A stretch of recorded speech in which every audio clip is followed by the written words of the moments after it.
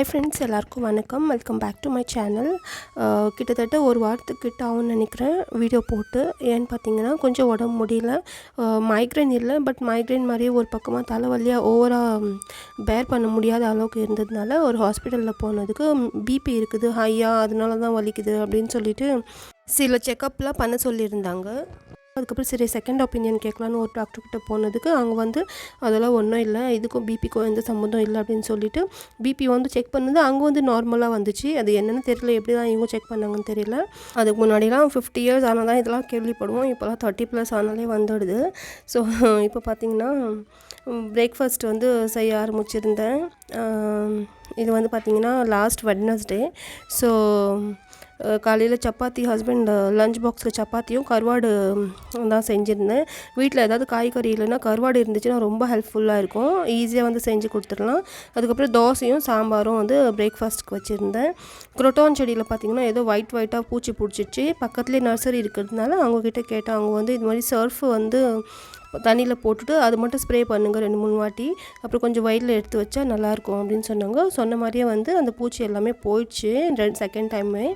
இப்போ பார்த்தீங்கன்னா இது மாதிரி ஏதாவது பிளான்ட்ஸ்லாம் இருக்குதுல்ல, இன்டோர் பிளான்ட்ஸ்லாம், அது அந்த லீஃபும் நம்ம அப்பப்போ க்ளீன் பண்ணணும் தண்ணி ஊற்றுறதுக்கு கூடவே.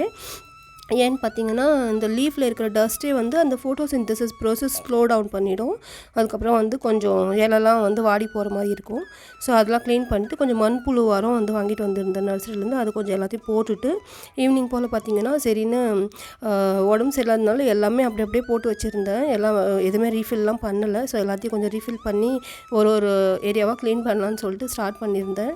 ஏன்னா நம்ம உடம்பு சரியில்லைன்னா என்ன பண்ணுவோம், ஜஸ்ட்டு சாப்பாடு செய்கிறதோட விட்டுடுவோம். ஸோ அது மாதிரி தான் நானும் பண்ணிட்டு இருந்தேன், எந்த ஒரு க்ளீனிங்கும் பண்ணாமல். ஸோ இப்போ ஒன்றா க்ளீன் பண்ணலாம் அப்படின்னு சொல்லிட்டு பண்ணிகிட்டு இருந்தேன். ஃபஸ்ட்டு எனக்கு கவுண்டர் டாப் க்ளீன் ஆகிட்டாவே கிச்சன் பாதி க்ளீனாக இருக்கிற மாதிரி இருக்கும். பாத்திரம்லாம் கூட அப்புறம் வலிக்கிப்பேன். ஸோ இப்போ பார்த்தீங்கன்னா இது பச்சை பயிறு முளை கட்டிக்கிறதுக்காக ஊற வச்சுக்கலான்னு சொல்லிட்டு எடுத்துகிட்டு வச்சுருந்தேன். எனக்கு எப்போவுமே நெக்ஸ்ட் டே தான் ஞாபகம் வரும், ஐயோ நைட்டே ஊற வச்சுருக்கலாமே அப்படின்ட்டு. ஸோ இப்போ பார்த்தீங்கன்னா வெள்ளை பட்டாணியும் அதோடவே எடுத்து வச்சுருந்தேன், கண்ணுக்கு முன்னாடியே இருந்தால் ஞாபகம் வரும் அப்படின்னு சொல்லிட்டு.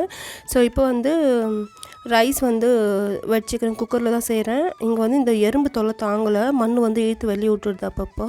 ஸோ ஃபைனலாக கிச்சன் க்ளீன் பண்ணியாச்சு. அப்புறம் ஈவினிங் போல் கொஞ்சம் கிரேவிங்ஸாக இருந்துச்சு, பாயாசம் குடிக்கலாம் அப்படின்னு சொல்லிட்டு. வீட்டில் சேமியாலாம் இல்லைன்னா ஈஸியாக நம்ம ரவை வச்சு பாயாசம் செய்யலாம். நான் ஃபர்ஸ்ட் டைமில் ட்ரை பண்ணியிருந்தேன், சூப்பராக வந்துச்சு.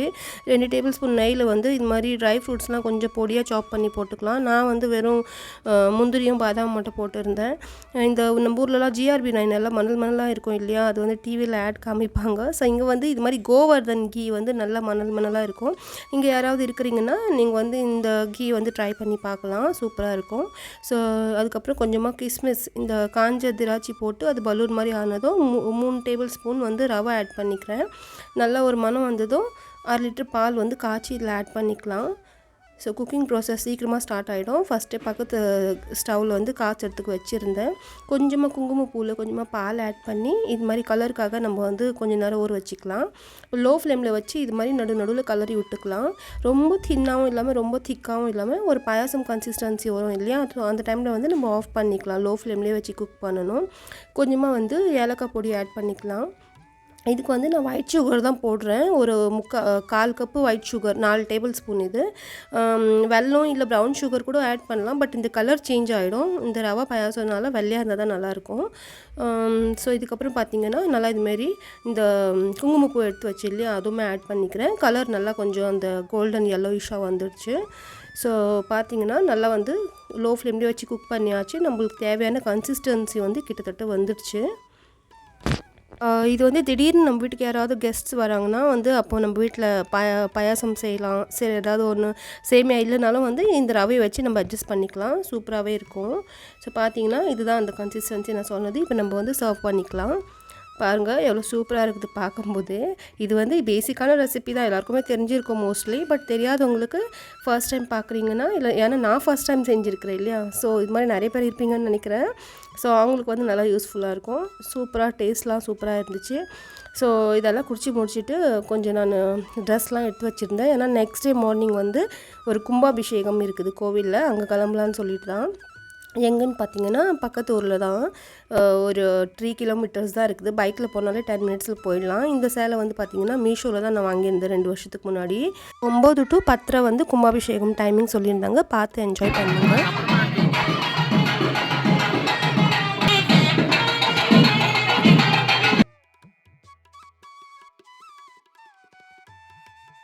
கூட்டம் பார்த்தீங்கன்னா நல்லாவே வந்திருந்தாங்க. காலையில் சீக்கிரம் எழுந்ததுனால மனோ பாருங்கள் ஹாய் சொல்ல சொன்னால் கோட்வாய் விட்டுட்டு இருந்தான். ஸோ கோவில் உள்ள போகிற இடமே இல்லை. சரின்னு சொல்லிட்டு நாங்கள் கொஞ்ச நேரம் வெளியே தான் வெயிட் பண்ணிட்டு இருந்தோம். அதுக்கப்புறம் பார்த்திங்கன்னா எப்படியோ மேலே கோவில் உள்ள வந்தாச்சு. பட் கிட்டே போக முடியல. ஸோ வந்து ஃபர்ஸ்ட் நாங்கள் தூரமே இருந்து தரிசிச்சுட்டு வெளியே வந்துட்டோம். அதுக்கப்புறம் அன்னதானம்லாம் வந்து இருந்துச்சு. ஸோ சாப்பிட்டுட்டு அதுக்கப்புறம் பொறுமையாக வரலான்னு சொல்லிட்டு வந்தால் நல்லா சூப்பராகவே வந்து தரிசனம் கிடச்சிது கிட்டேருந்தே. ஸோ பாருங்கள் நல்லா வந்து அலங்காரம் பண்ணியிருந்தாங்க. இது ரோடு ஓரமே இருக்கிறதுனால குட்டியாக தான் இருக்கும் கோவில். பட் வந்து ரெனோவேட் பண்ணி நல்லா பெயிண்டிங்லாம் பண்ணதுக்கப்புறம் சூப்பராகவே இருந்துச்சு. நவகிரகம் வந்து சுற்றிட்டு கிளம்பலான்னு கிளம்புனேன். மனோ வந்து வெளியே நின்றுட்டு கத்திட்டே இருந்தான்.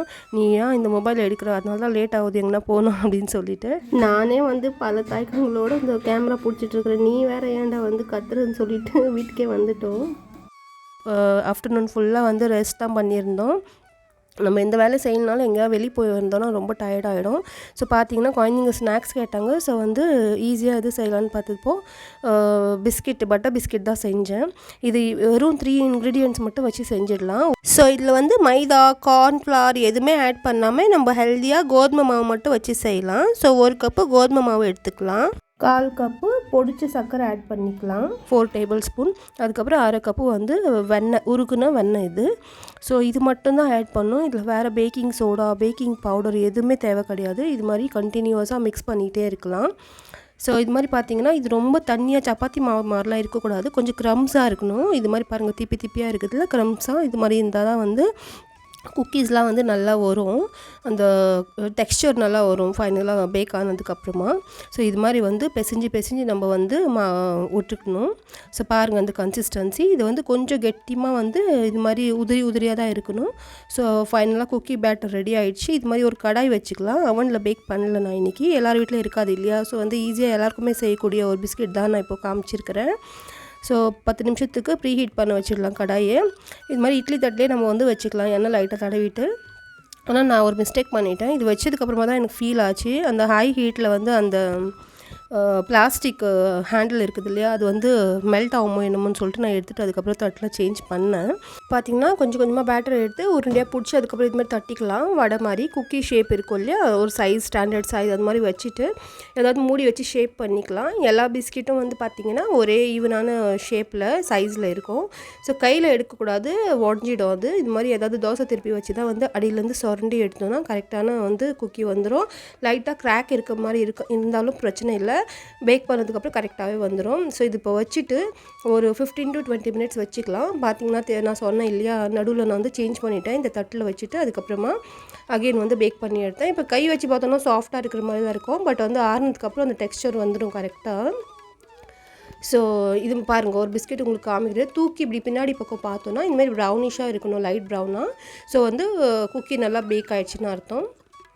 ஸோ வந்து ஆறுனதுக்கப்புறமா நல்லா வந்து க்ரன்ச்சியாக இருந்துச்சு, நல்லா டேஸ்ட்டு, வாயில் வச்ச உடனே மெல்ட் ஆச்சு. பூ பார்த்திங்கன்னா நான் வந்து கோவிலுக்கு வச்சுட்டு போயிருந்தேன். நம்ம ஆடிக்கு ஒரு நாள் அமாவாசைக்கு ஒரு நாள் வைக்கிறோம், சரி வந்து கொஞ்சம் நைட் வரைக்கும் இருக்கட்டும் காயிற வரைக்கும் அப்படின்னு வச்சுருந்தேன்.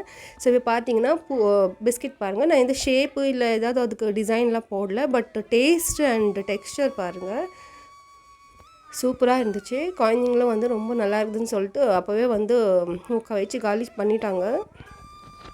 ஸோ வந்து இது தாராளமாக நம்ம குழந்தைங்களுக்கு செஞ்சு கொடுக்கலாம். வெறும் கோதுமை மாவு தான் வச்சு செய்கிறோம், எந்த பேக்கிங் சோடா, பேக்கிங் பவுடர்லாம் ஆட் பண்ண கிடையாது. ஸோ நீங்களும் ட்ரை பண்ணி பாருங்கள். ஸோ இதுக்கப்புறம் பார்த்திங்கன்னா கொஞ்சம் எக்ஸ்ட்ரா இருக்கிற வேலைலாம் பார்க்கலான்னு சொல்லிட்டு இருந்தேன். செடி கொஞ்சம் கவனிக்கலான்னு சொல்லிட்டு, ஏன்னா இப்போ உடம்பு சரியில்லாதப்போ எதுவுமே வந்து பார்க்கவே இல்லை. செடியும் வந்து இதில் இந்த பீஸ் லில்லியில் இந்த ஃப்ளவர் வரும் இல்லையா, அது வந்து காஞ்சி போச்சு. அது மட்டும் எடுத்துகிட்டு அந்த கார்ன் மாதிரி இருந்துச்சு, அது விட்டுடலாம், அழகாக இருக்குதுன்னு விட்டுட்டேன். அதேமாதிரி எல்லா செடியிலையும் கொஞ்சம் கொஞ்சம் புது இலைலாம் வந்துருந்துச்சு. அது பார்க்குறதுக்கே ஹாப்பியாக இருந்துச்சு. ஏன்னா வந்து அம்மா வந்து நடுவில் தண்ணி ஊற்றிட்டு தான் இருந்தாங்க செடிக்கெலாம். ஸோ இப்போ பார்த்தீங்கன்னா நான் வந்து ஈவினிங் போல் பேக்கரி இந்த எசென்ஷியல்ஸ் இருக்கும் இல்லையா, அங்கே தான் வந்து இருந்தேன் ஷாப்பில். கொஞ்சம் எசென்ஸ்லாம் வாங்கலான்னு. மனோக்கு இப்போ வந்து 11th மார்ச்க்கு பர்த்டே வருது. ஸோ அதுக்கு கேக் பேக் பண்ணணும். ஸோ வந்து சில ஐட்டம்ஸ் வாங்கலான்னு சொல்லிட்டு தான் வந்திருந்தேன். இந்த கடை எங்கே இருக்குதுன்னு பார்த்தீங்கன்னா உல்ஹாஸ் நகர் சோனி எசன்ஸ். கடையோட பேர் வந்து சோனி எசன்ஸ். இங்கே வந்து எல்லா டைப்ஸ் ஆஃப் சிரப்பு, எசன்ஸு, அப்புறம் இந்த க்ரஷ் இருக்கும் இல்லையா, எல்லா ஃப்ரூட் க்ரஷ்ஷும் எல்லாமே இருந்துச்சு, எல்லா ஃப்ளேவரில்.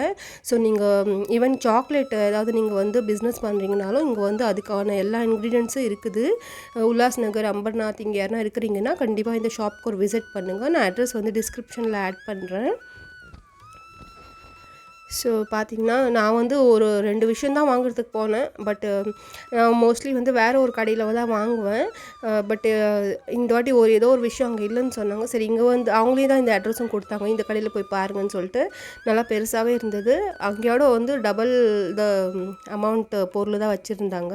ஸோ இதெல்லாம் பாருங்கள், பெரிய பெரிய குக்கி கட்டர், அதுக்கப்புறம் எல்லா டைப்ஸ் ஆஃப் மோல்டுமே இருந்துச்சு. பார்பி டால் கேக் செய்வோம் இல்லையா, அதெல்லாம் கூட.